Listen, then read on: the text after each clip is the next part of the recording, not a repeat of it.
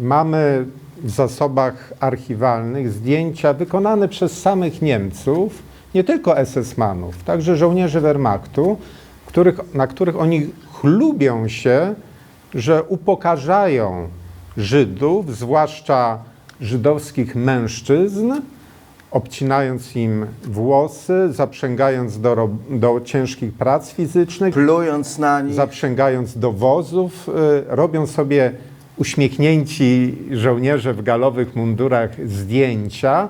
Jesteśmy w takim rezerwacie pod tytułem Dzielnica Żydowska, jeszcze nie sformalizowana, Dzielnica Żydowska w Warszawie. Straszne. Wiesz co, przypomina mi się, rozmawiałem z panią Krystyną Budnicką, która była świadkiem, ona żyła wtedy w Warszawie, Żydówką, i ona opowiadała o tym, jak właśnie tego rodzaju naigrywanie spotkało jej ojca. Niemcy obcięli jej ojcu brodę.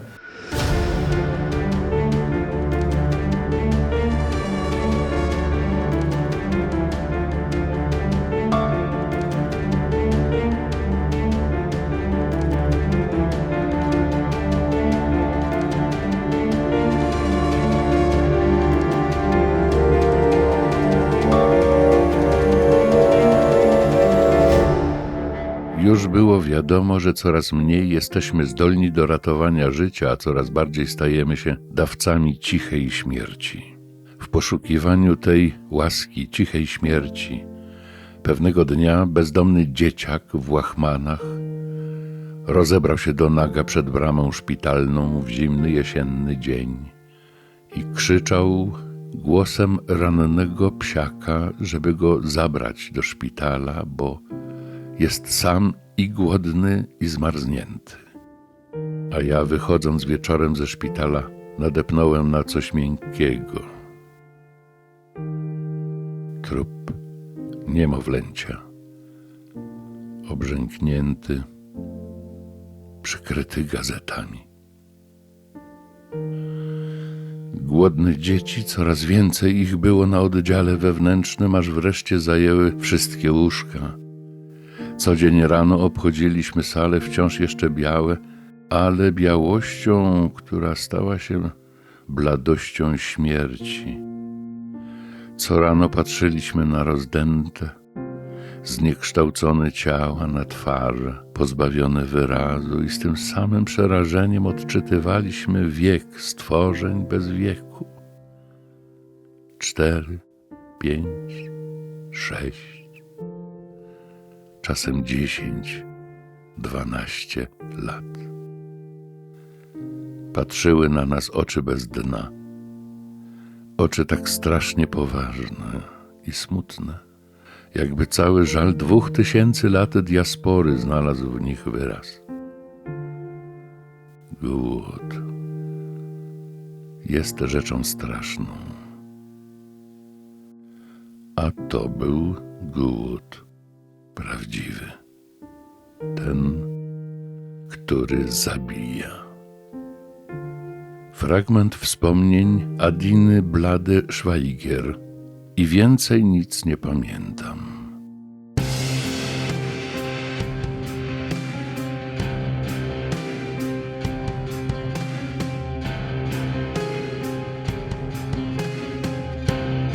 Pytanie. Gdzie w Europie było największe skupisko ludności żydowskiej w momencie wybuchu II wojny światowej? W Warszawie. I to jest chyba zapomniany fakt, że Warszawa przed wojną, no nie tylko przed wojną, była miastem polsko-żydowskim. 30% mieszkańców Warszawy stanowili Żydzi. Przed samym wybuchem wojny w 1939 roku w Warszawie było około 360 tysięcy Żydów.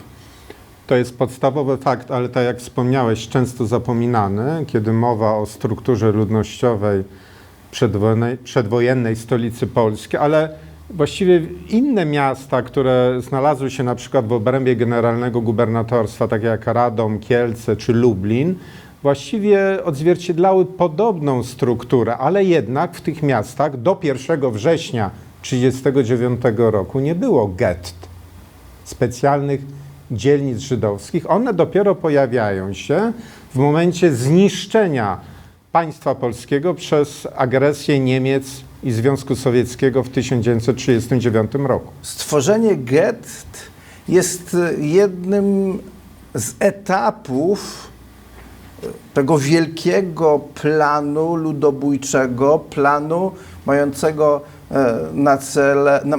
na celu wymordowanie narodu żydowskiego, no i stworzenia imperium, niemieckiego imperium rasowego. I on tutaj na tych terytoriach na wschód od Niemiec, to jest, no można powiedzieć, pewien standard w postępowaniu z ludnością żydowską. No można też powiedzieć, że tworzenie gett jest takim pierwszym etapem, którego ostatecznym celem jest zagłada narodu żydowskiego.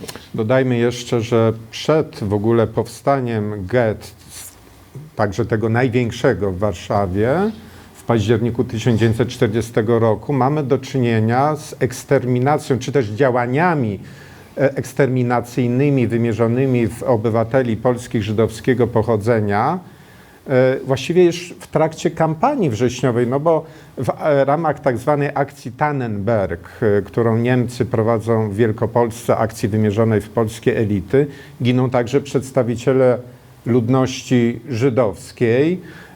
No i trzeba powiedzieć, że... Tylko, że w odróżnieniu od mordowania Polaków, które jest zorganizowane, są listy proskrypcyjne, tutaj Niemcy no, tak mordują, można powiedzieć, spontanicznie. No, zobaczyli Żyda, to sobie mordują.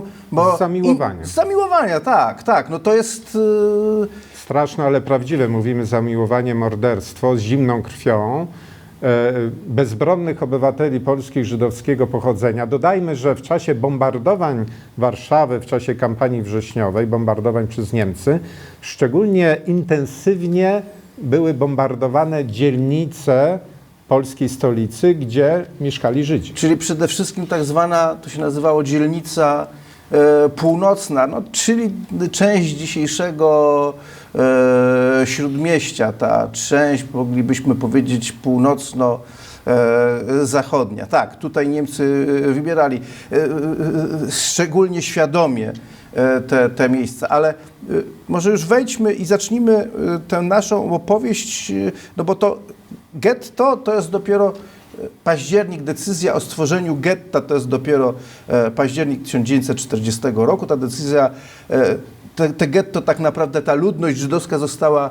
jeszcze w listopadzie, ona się przemieszczała, ale Niemcy wchodząc już do Warszawy pod koniec września 1939 roku, no upatrzyli sobie Żydów, no jako taki, ten terror już był skierowany przeciwko Żydów i prawa Żydów były stopniowo i konsekwentnie ograniczane. Ale najpierw Żydzi są odzierani z godności. Mamy w zasobach archiwalnych zdjęcia wykonane przez samych Niemców, nie tylko SS-manów, także żołnierzy Wehrmachtu, na których oni chlubią się, że upokarzają Żydów, zwłaszcza żydowskich mężczyzn, obcinając im włosy, zaprzęgając do ciężkich prac fizycznych, Plując na nich. zaprzęgając do wozów, robią sobie uśmiechnięci żołnierze w galowych mundurach zdjęcia. Jesteśmy w takim rezerwacie pod tytułem Dzielnica Żydowska, jeszcze nie sformalizowana, Dzielnica Żydowska w Warszawie. Straszne. Wiesz co, przypomina mi się, rozmawiałem z panią Krystyną Budnicką, która była świadkiem, ona żyła wtedy w Warszawie, Żydówką, i ona opowiadała o tym, jak właśnie tego rodzaju naigrywanie spotkało jej ojca. Niemcy obcięli jej ojcu brodę. I co się stało? On przestał być w tym momencie głową rodziny. On był do tej pory głową wielopokoleniowej, wielodzietnej rodziny. przywódcą w pełnym tego słowa znaczenia i to obcięcie brody spowodowało to, że on się kompletnie załamał i musiał przywódcą rodziny zostać najstarszy brat. Nam jest sobie trudno wyobrazić, jak to było, to odzieranie z godności, jak było dla tych ludzi bolesne. Ale równolegle, i tutaj jest też taki modus operandi typowy dla państwa niemieckiego w czasie II wojny światowej, działa machina ukierunkowana na rabunek własności, w tym przypadku żydowskiej. Żydzi są pozbawieni swoich zakładów pracy, firm, prywatnych sklepów, nie wolno im prowadzić już działalności gospodarczej, nie mogą być obsługiwani przez, jak to Niemcy mówią, aryjskie restauracje, nie mogą chodzić Sklepy. do aryjskich kin, nie mogą korzystać z tak zwanych aryjskich kolei, czy też tramwajów. Później jest ten słynny Norführjuden, co Niemcy wprowadzili w Warszawie. No i wprowadzają Niemcy obowiązek znakowania Żydów. Opaski. Opaski. Biała opaska z niebieską gwiazdą Dawida. Tak, to był obowiązek noszenia. Szerokość tutaj, regulacje niemieckie typowo były zawsze szczegółowe, szerokość 10 cm co najmniej, żeby były widoczne i wszyscy musieli to nosić. To był też taki element oczywiście oznaczania, ale także upokarzania tych, którzy zostali właściwie potem już skazani na zagładę. W październiku 1940 roku powstaje getto, powstaje tak zwana dzielnica żydowska, co jest związane z masową takim przemieszczaniem się, bo to trudno nazwać eksodusem. Niemcy wyznaczają granice getta i to jest tak mniej więcej, jak ktoś zna Warszawę, to można powiedzieć, że południkowo to granica jest tam, gdzie dzisiaj jest ulica Bagno, albo tam, gdzie dzisiaj jest Pałac Kultury, a na południe znowu granicą getta jest ulica Stawki, a równoleżnikowo to jest obszar mniej więcej od Nowego Miasta, od ulicy Freta do cmentarza żydowskiego. Tam mają mieszkać tylko Żydzi. Polacy muszą wyprowadzić się poza getto, a ci, którzy są poza granicami getta Żydzi, muszą wprowadzić się tam. I teraz uwaga, władze niemieckie argumentują, wyjaśniają powód powstania getta w Warszawie, uwaga, polskim antysemityzmem, że getto ma chronić Żydów przed polskim antysemityzmem. No absurd kompletny.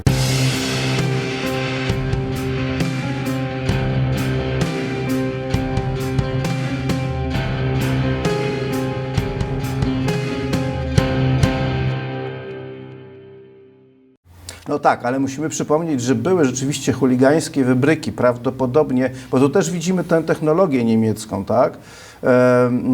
Chuligańskie wybryki, było bicie obywateli żydowskich przez chuliganów, wybijanie szyb w sklepach żydowskich. Ono prawdopodobnie było inspirowane przez władze okupacyjne i no właśnie miało służyć temu. Tu będziecie mogli czuć się wreszcie bezpieczni. Tu widać całą perfidię Niemców i ten sposób ich planowania, tak? I działania również psychologiczne na społeczność żydowską w Warszawie. Te napaści to jest marzec 1940 roku, czyni to motłoch, chuliganeria. Dodajmy, w tym czasie trwa już masowa eksterminacja polskich elit. Tak. O to chodziło właśnie. Polskie społeczeństwo ma być zredukowane jak gdyby też do pewnej społeczności, która ma uzasadniać już te tematy propagandy niemieckiej funkcjonujące wcześniej, że tu są same dzikusy, których trzeba ucywilizować. I teraz pod płaszczykiem tej ochrony przed rzekomym polskim antysemityzmem, który jest śmiercionośny, my, Niemcy, jako naród cywilizowany, budujemy wam getto. Właśnie może tak bardziej chodzi o to, że ten niecywilizowany naród polski, bo on pozbawiony elity, no to rzeczywiście to dla Niemców już są swojego rodzaju podludzie. Tu widzimy też pewną mechanikę okupacji, bo o tym też musimy pamiętać, bo nie do końca sobie zdajemy sprawę, bo patrzymy na okupację właśnie przez te obrazy żołnierzy AK w podziemiu, tak, w tych oficerkach chodzących po ulicy Warszawy, a musimy pamiętać również o tym, że okupacja to jest ogromna demoralizacja społeczna i ona nie jest spontaniczna. Okupant robi wszystko, żeby Polaków zdemoralizować, bo naród zdemoralizowany, społeczeństwo zdemoralizowane, no łatwiej takimi ludźmi jest zarządzać. Tak, demoralizacja jest systematyczna i ma być na trwałe. Dobrze, ale wróćmy do getta. Tak, getto, które jest fabryką śmierci jeszcze przed tym, zanim ruszy w pełni to, co my zazwyczaj kojarzymy i słusznie z eksterminacją warszawskiego getta, czyli to, co zacznie się od lipca 1942 roku. Mówię tutaj na przykład o tym, co Niemcy nazywali eufemistycznie Verhungerung, czyli właściwie zagładzanie na śmierć.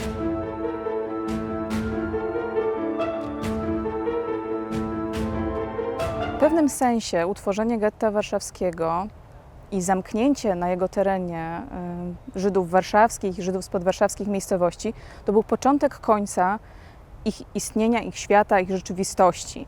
Natomiast w momencie, kiedy getto było tworzone, czyli jesień 1940 roku, 2 października decyzja o utworzeniu getta warszawskiego, 16 listopada zamknięcie jego bram i uwięzienie na tym terenie około 400 000 osób, to był tak naprawdę kolejny etap. Oni wtedy jeszcze nie zdawali sobie sprawy. Tak samo Niemcy również nie mieli gotowego planu, nie mieli konkretnych tych decyzji podjętych co do dalszego ich losu. Więc tak, to był koniec ich świata pod takim względem, że w tych trudnych warunkach do lata 1942 roku na tym obszarze stłoczeni w złych warunkach zginęło około 100 000 osób, więc to jest ten już etap eksterminacji bezpośredniej. Natomiast to był dopiero wstęp do dalszych działań, które miały nadejść od wiosny 1942 roku, a które znamy dzisiaj pod nazwą akcji Reinhardt.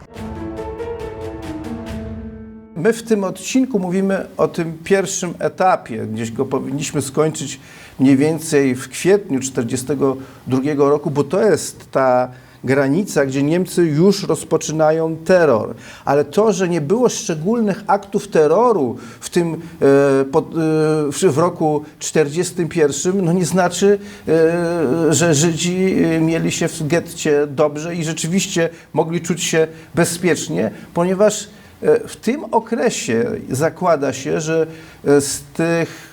No bo musimy jeszcze jednej rzeczy powiedzieć. W getcie znajdują się nie tylko warszawscy Żydzi. Getto służy również jako takie miejsce, gdzie zwożą Niemcy Żydów z innych miejsc, między innymi z ziem przyłączonych Kraju Warty. do Rzeszy, na przykład Kraju Warty. I w pewnym momencie w getcie już jest prawie 500 000 osób. To getto jest przeludnione.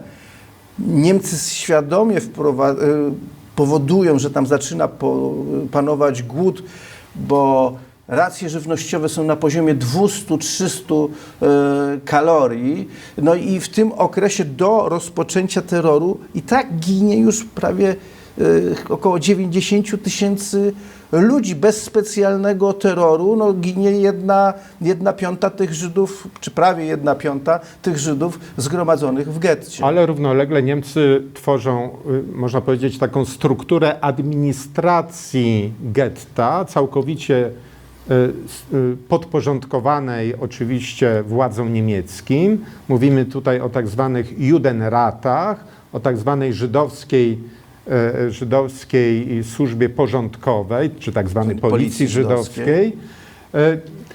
Wiele nieporozumień narosło wokół tych instytucji, no bo mamy do czynienia z instytucjami, czy też organami administracji całkowicie bezwolnymi, podporządkowanymi Niemcom. Tak, bo to jest jeden z elementów tego planu zniszczenia, planu wymordowania, planu zagłady Żydów. Stworzenie takich organów zarządczych Żydów, które się nazywają Judenratami, jest typowe w tej naszej części Europy. Najpierw Niemcy spędzają Żydów do gett i nie zarządzają tymi Żydami samodzielnie, to też jest ekonomia z ich strony, tak?